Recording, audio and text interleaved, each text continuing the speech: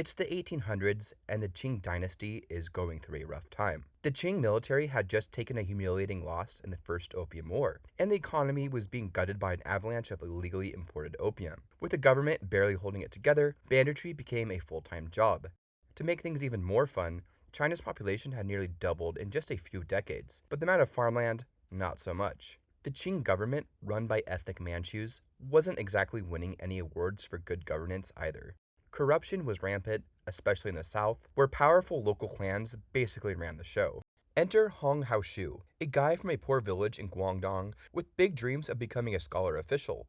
Unfortunately, the imperial exam, basically the SAT, but even worse, was not feeling very generous. After failing it 3 times, Hong's ambitions crashed, and so did his mental health. During his recovery, he had a wild dream where he visited heaven, met his divine family, and got some interesting news. His heavenly father was upset that humans were worshipping demons instead of him, and told him that his new name is Hong Shu Quan. In 1843, Hong took one last swing at the imperial exams, and struck out for the 4th and final time. At this point, his civil service dreams were officially dead. That's when his cousin showed up and casually reminded him about some old Christian pamphlets they had picked up from a missionary years earlier. Hong finally gave them a real read, and everything suddenly clicked. The visions, the heavenly family, it all made sense now. God the Father, that was his celestial dad. Jesus, apparently his big bro. And Hong, well, he had a divine mission to wipe out the demons, and by demons, he meant the government and Confucianism. In 1844, Hong had already started preaching across Guangxi. His right-hand man, Fang Yunshan, helped set up the God-worshipping society, which was basically a fan club just for Hong. Historians would later call their beliefs Taiping Christianity, a faith that was less turn the other cheek and more burn down the empire. By 1847, Hong made his way to Guangzhou to level up his Bible knowledge with Issachar Jaycox Roberts, an American Baptist missionary with the most missionary-sounding name in history. But things didn't go as planned. Roberts took one look at Hong's theological remix and was not a fan to say the least and refused to baptize him. In the late 1840s, the God-worshipping society started picking up steam, not by converting people peacefully, but by beating up bandits and pirates. Turns out nothing says divine authority like clearing out the local crime scene. And just when he thought Hong's heavenly hotline was weird enough, 2 of his top followers decided they could also speak on behalf of the celestial family. Yang Zhaoqing claimed he channeled God the Father, and Xiao Chaogai said he spoke for Jesus Christ himself. Because why have one divine prophet when you can have 3 guys cosplaying the Holy Trinity? The Taiping Rebellion officially kicked off in Guangxi province, and like many great historical disasters, it started off with a bad decision. The Qing authorities thought it would be a good idea to crack down on the God-worshipping society, because obviously, persecuting a growing, militant religious movement never backfires. By January 1851, things escalated fast. After a warm-up skirmish in December, the rebels, now a 10,000-strong army, absolutely steamrolled the local Qing garrison in the town of Jintian. The king tried to retaliate by sending the Green Standard Army, aka the Empire's B Team, but the Taiping forces sent them packing too. The rebellion was no longer just a cult problem, it was now a full-on civil war. On January 11th, 1851, Hong Zhaoquan officially leveled up from Guy with Visions to Heavenly King, declaring the birth of the Heavenly Kingdom of Great Peace, or in slightly shorter English, the Taiping Heavenly Kingdom. They began to solidify their control over southern China until March 19, 1853, when they finally hit the jackpot. They captured Nanjing, one of China's most important cities. Hong gave the city a divine makeover, renaming it Tianjin, or Heavenly Capital, because nothing says modesty like declaring your new HQ the literal seat of heaven on earth.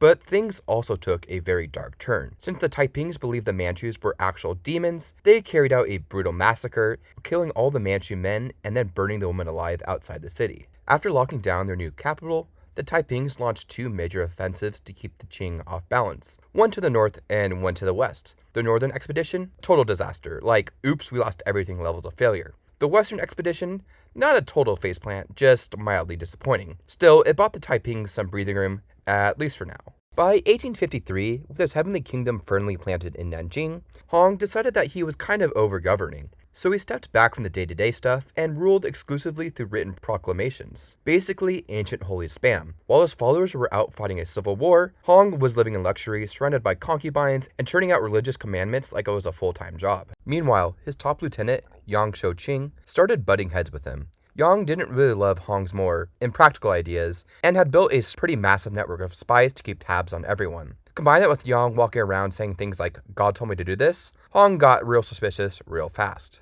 By 1856, all that holy tension exploded in what's now called the Tianjin Incident. Hong gave the green light to his generals Wei Changhui and Qin Rengang to resolve the Yang problem. Translation: Yang and his followers were butchered in a spectacular palace purge that made Game of Thrones look like a misunderstanding at brunch. Turns out, palace massacres have consequences, however. As one of the Taiping's most respected generals, Shi Dekai was not a fan of the whole slaughter your coworkers vibe. He objected to the bloodbath, so Wei and Qin, apparently in full villain mode, responded by murdering Shi's family and entourage. Then Wei went full coot brain and started planning to imprison Hong himself. But Hong, still the Heavenly King remember, caught wind of the plot and pulled a reverse Uno card. Both Wei and Qin were executed, clearing the board once again.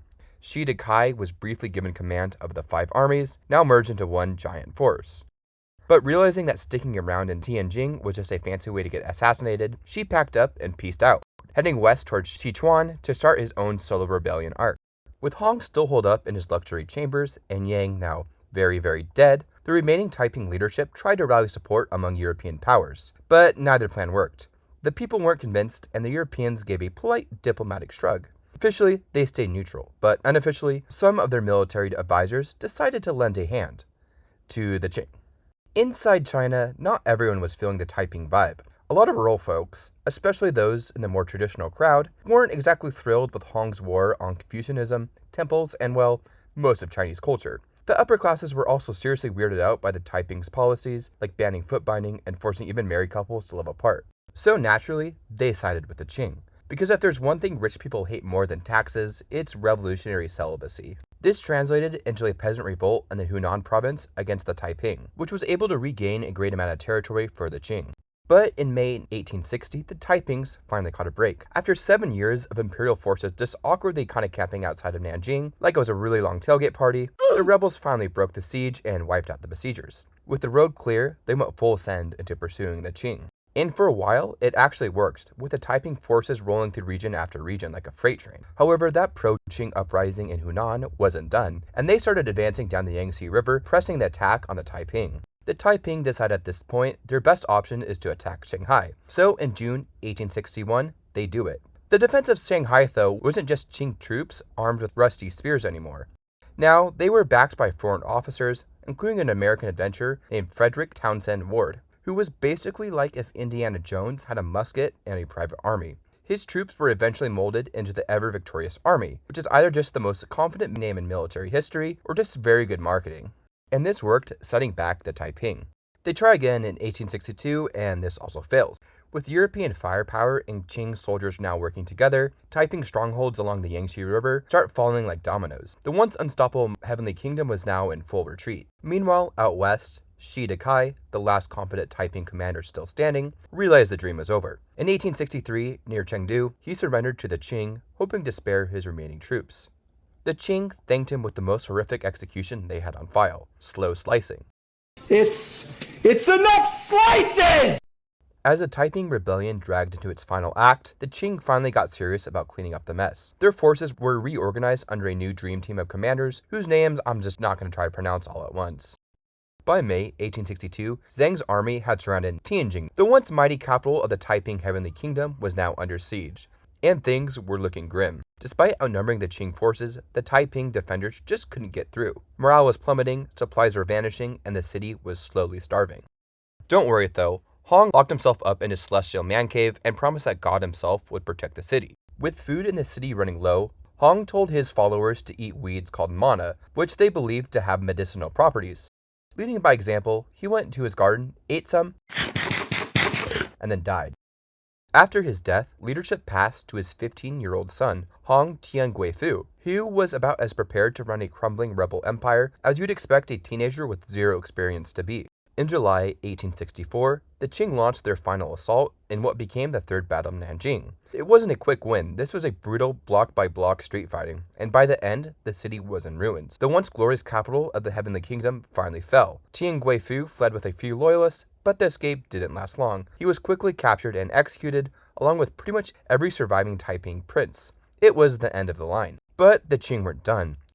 They exhumed Hong's body, dismembered it, and then launched it out of a cannon. Amazingly though, some Taipings didn't give up, and the last holdouts weren't defeated until 1871, meaning the rebellion went on for almost 20 years. So, moral of the story, test anxiety sucks.